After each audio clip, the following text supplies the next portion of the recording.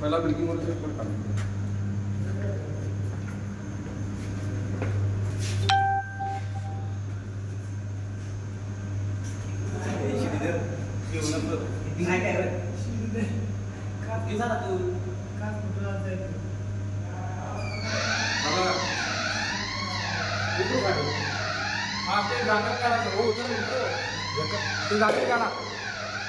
वरती जागा नाही ना, वरती धरून काढा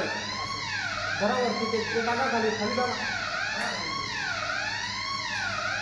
वरती जरा वरती तसा नाही हिरवा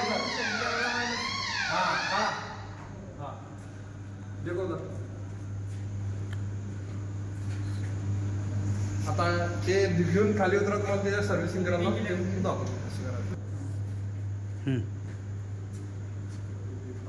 इथे कळणार का कुठल्या पॉईंटवर मला इथं देते ना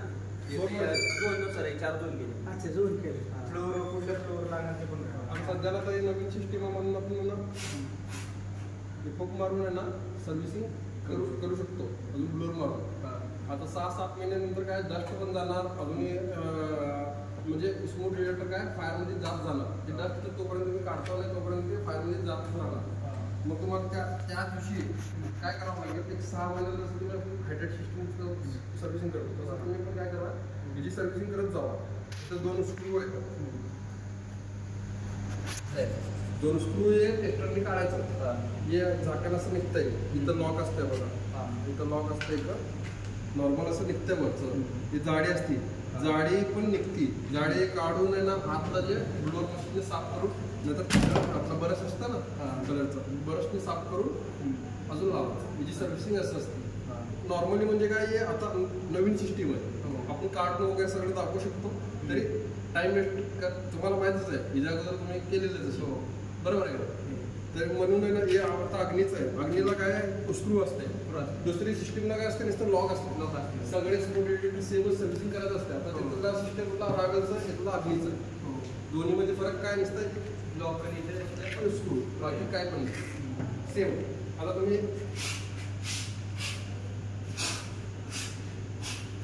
हे लावा बघा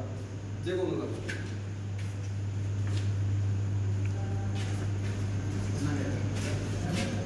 नाही करायचं पूर्ण सेमच असतंय काय ओके हा ओके नाही तोपर्यंत होत नाही तोपर्यंत ओके धरायचं नाही एकदा आपली बिल्डिंग झाली तर ओके झाली बिल्डिंग झाली समजलं